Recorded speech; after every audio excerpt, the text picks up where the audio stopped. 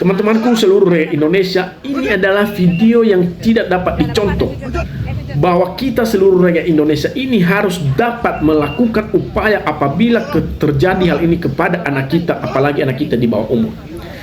Teman-temanku, informasi yang beredar seorang pengusaha yang katanya bahwa ini adalah temannya Hotman Paris sebelumnya, tetapi adanya klarifikasi dari Hotman Paris bahwa ini bukan temannya.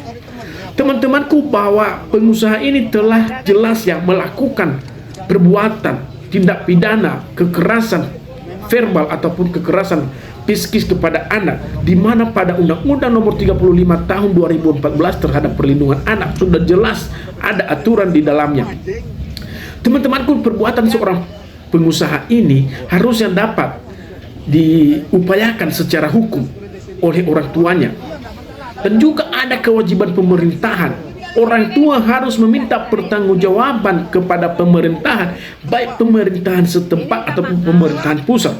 Karena sudah jelas pada pasal 59 ayat 1 adanya perlindungan kepada anak ataupun kewajiban dari pemerintahan, baik pemerintahan daerah ataupun pemerintahan lainnya. Yang terdapat pada pasal 59 ayat 1 angka 2 itu termasuk anak korban kekerasan fisik dan psikis. Di situ ada kewajiban pemerintahan, di mana pada pasal 59A di situ dijelaskan bahwa perlindungan khusus bagi anak sebagaimana dimaksud pada pasal 59 ayat 1 dilakukan melalui upaya A. Penanganan yang cepat termasuk pengobatan dan atau rehabilitas secara fisik, psikis dan sosial, secara pencegahan penyakit dan gangguan kesehatan lainnya. Huruf D, pemberian perlindungan dan pendampingan pada setiap proses peradilan.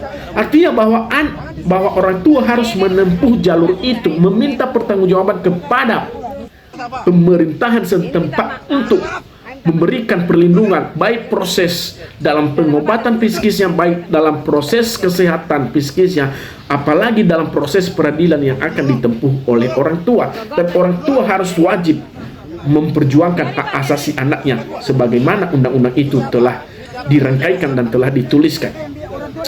Teman-temanku, bahwa perbuatan seorang pengusaha itu, teman-teman, ada tindak pidananya. Ancaman pidananya adalah 3 tahun lebih, teman-teman.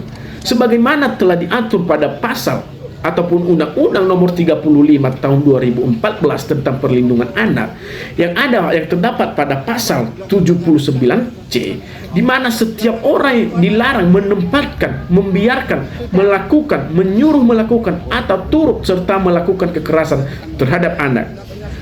Pada pasal 80 ada jeratan pidananya.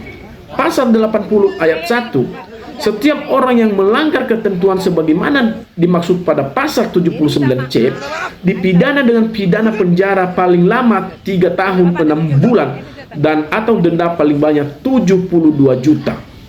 Teman-temanku, hal ini tidak dapat ditoleransi kepada orang ini, terkecuali kalau orang tua mengikhlaskan menempuh restorasi justice ataupun perdamaian keluarga baru. Tetapi jangan mau ketika pengusaha ini mengandalkan suatu kekuatan backingannya, misalkan kalau ada, tetapi orang tua harus wajib melindungi anaknya. Upayakan perlindungan anakmu sebagaimana tanggung jawabmu kepada anakmu, wahai engkau orang tua ini.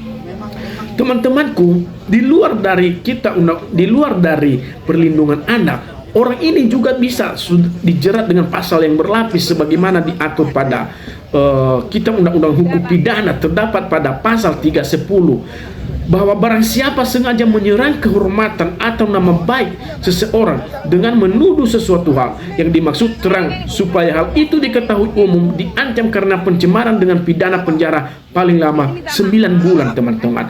Artinya bahwa jangan sesekali Anda melakukan suatu perbuatan yang melawan hukum, yang menyerang kehormatan orang di depan umum, karena ada ancaman pidananya, teman-teman.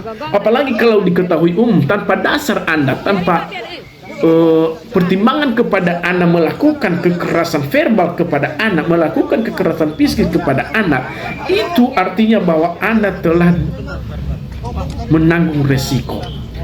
Dan semuanya ini teman-teman berdasarkan asas legalitas yang terdapat pada KUHP pasal 1. Setiap perbuatan yang tanpa ada perbuatan ataupun tanpa ada undang-undang yang mengaturnya tidak dapat dikategorikan sebagai perbuatan pidana. Tetapi karena ada undang-undang yang mengaturnya, Undang-Undang Nomor 35 Tahun 2014, dan sudah jelas perbuatannya sudah melanggar dan harus dapat dipidana. Kemudian undang-undang pada kitab undang-undang hukum pidana pada pasal 310 sudah jelas itu ada aturan yang mengatur perbuatan orang ini telah melanggar sebagaimana aturan tersebut dan harus wajib dipidana. Dan kita meminta kepada pemerintahan supaya pemerintahan memberikan perhatian kepada seluruh anak-anak orang Indonesia di seluruh Indonesia ini. Siapapun yang melakukan kekerasan verbal, kekerasan psikis kepada anak di bawah umur, wajib pemerintahan. Kecuali kalau undang-undang itu tidak berlaku, barulah pemerintahan tidak bisa dikaitkan dalam hal ini. Tapi sepanjang hari ini undang-undang masih berlaku, hukum positif masih berlaku, dan juga kewajiban dari pemerintahan harus sesuai dengan aturan dan juga amanat undang-undang tersebut.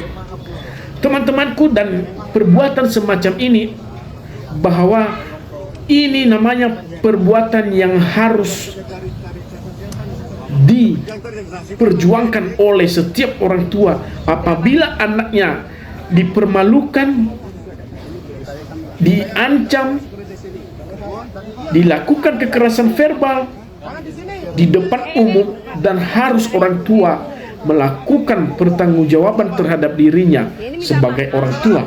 Apapun itu, lakukan semaksimal mungkin, karena ini sudah keterlaluan. Jangan karena mentang-mentang dia seorang pengusaha atau dia seorang orang kaya, lalu seenaknya mendiskriminasi anak di bawah umur. Dan disinilah peran pemerintah. Dan disinilah peran pemerintah. Kita akan menunggu bagaimana Undang-Undang 35 ini 2014. Peran pemerintah di situ sudah jelas ya. Dan wahai engkau pemerintahan, baik pemerintahan pusat atau daerah, engkau harus melindungi anak ini, supaya kami, generasi kami, terlindungi oleh kelakuan diskriminasi hal-hal tertentu.